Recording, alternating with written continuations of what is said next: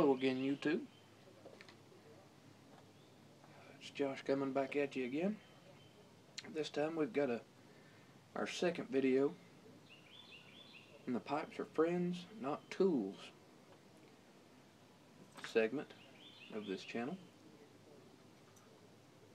As you know, if you missed the first one, this is the series in which I'm formally introducing you all to my pipes and formally introducing my pipes to you. Hence the name Pipes Are Friends.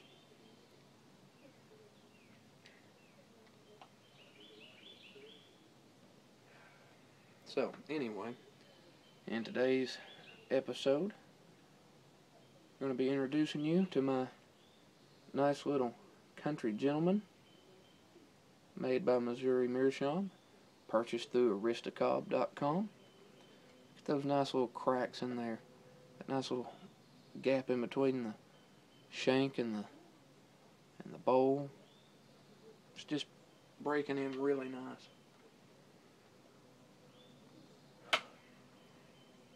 This is the pipe that started me on my journey into pipe smoking.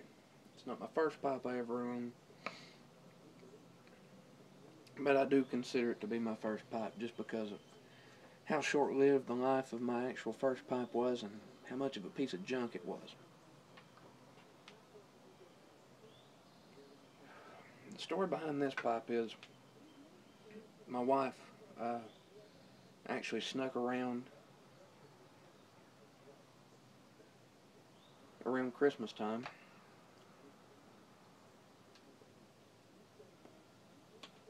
and got this pipe for me. First of all, we need to talk about this. The Dunhill's My Mixture 965.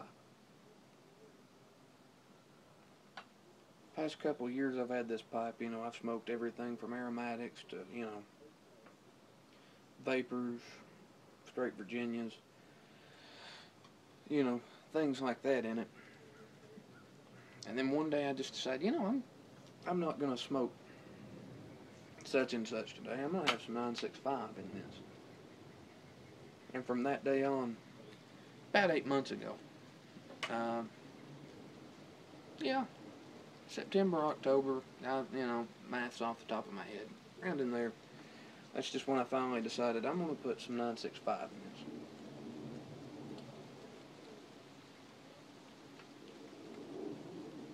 in this. And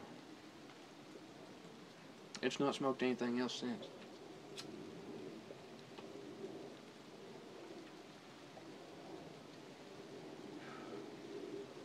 Anyway, the story is after the tenon broke on my first pipe that I got, cheap on a $20 pipe from a tobacco store.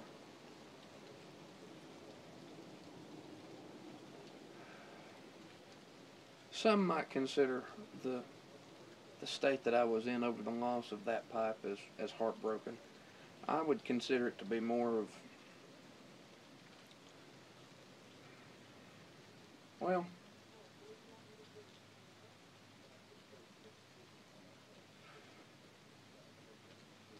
more of worry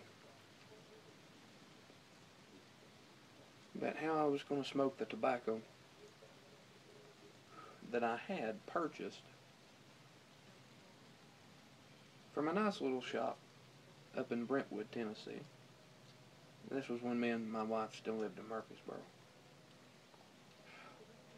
And I got to looking one night on the internet. I searched for, online retailers that sold pipes and pipe tobacco, because we couldn't afford. I'd seen the prices they wanted for basket pipes at that place, and that was the only place really that I could go and afford a decent pipe. We had one called the Humidor there in Murfreesboro. It used to be 310 Pipe and Tobacco. But of course they closed down about 5 years ago and reopened as the Humidor. And they only sell, Petersons, Savinellis. Great selection of the pipes they carry, but it's a very small selection, and you know, their little basket pipes were cheap and they weren't worth anything really. But, you know, couldn't afford the gas to drive 45 minutes to Franklin, Tennessee to go to this, or Brentwood to go to this place. Couldn't, you know, and especially couldn't afford the $50, $60 they wanted for, I believe they were Roma pipes that they just labeled as like house pipes.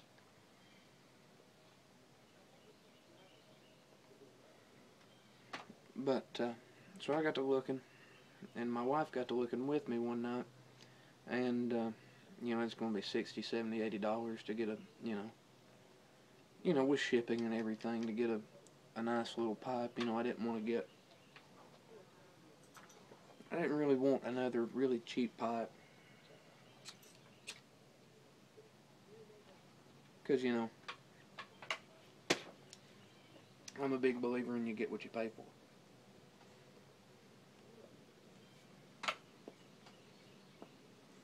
At the time, I didn't know about the quality of Grabos, and I didn't know really anything about corn cobs, so I got to looking around. Finally, I believe it was on smokingpipes.com. I thought the name Missouri Meerschaum was interesting, which I knew about Meerschaum pipes, and I was just looking just to look. Turned out they were corn cobs. And I got interested, so I thought, you know, I didn't know anything about YouTube at the time. You know, the pipe community. I thought, you know, maybe I can look on YouTube. Find somebody that knows something about these. And sure enough, the first person I find,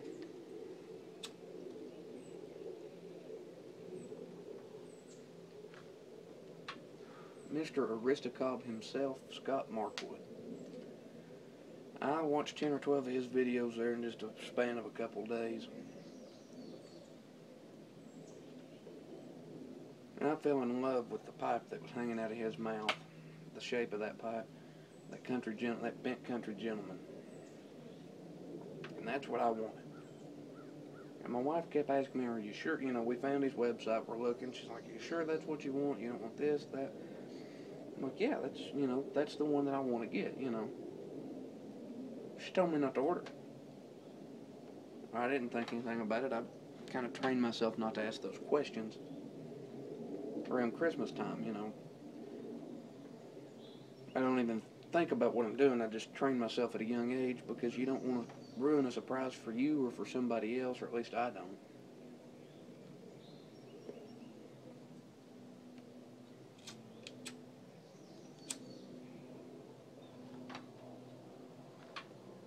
And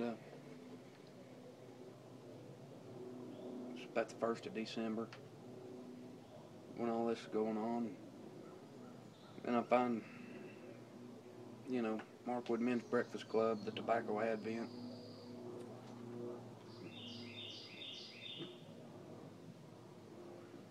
I'm watching through that, wishing I could sit there and have a pipe with them first thing in the morning. You know, while I'm watching it, you know, that'd be something really nice to do. Just, you know, just yearning, you know, for a pipe. But I can't have one. And a couple of days before we leave to come back home for Christmas, my wife hands me a little box. It's all wrapped up and everything. I open that box and I tear off the packaging, or the wrapping paper, and I see that Aristocob on the box. And pipes went out. This is my third attempt at this video. Sorry. I see the Aristocob on the box, and I get really excited. Grab my knife and I cut the tape where he's taped it. Jandy, whichever one did it. I open it up. I see it. I'm just full of excitement and happiness that my wife would go out and she would, sneak around and get it without me even knowing about it. Went through all that trouble. And she was just really happy for me to even, she was really happy that I got it, but she was even more happy to see how how grateful I was to get that. And, you know, and so this thing's been smoked ever since then. I've never taken it for granted that I have this pipe, because this is the, like I say, this is the pipe that started me into my journey into pipe smoking. It's been with me ever since. You know, and just to come from somebody that special, you know, instead of you getting it yourself, you know, they go around and they get it so that it's not, you know, so that way you're not picking it up in the mail when you go to check the mail, you know, hiding it. You know, we had a really tiny apartment, and hiding stuff in there, you know, if I was to go to, you know, need something and go to looking for it, you know, to go through all that trouble, you know, that was really special to me. So this pipe, you know, no matter if I have to just stop smoking it one day so it doesn't fall apart, you know, you know, they're great quality pipes, you know, but eventually, you know, 20, 30 years from now, you know, this pipe will either burn out, or I'll have to stop smoking it so it doesn't. This pipe will always be in my collection. It's just, regardless of smokability, it's not one that I can just toss in the trash and go on about it. So that's really all. I mean, there's a nice fishing story that goes along with this pipe. It was there for one of my scariest experiences while fishing. But that's a story for a different day. We'll talk about that another time. Anyway, hope y'all enjoyed getting to meet my country gentleman. And hope y'all have a great rest of your week. Have a great weekend. Hopefully I'll get back with you first of the week, middle of the week or so next week. So, like I say, have a great week and have a great weekend. I'll see you later. Bye.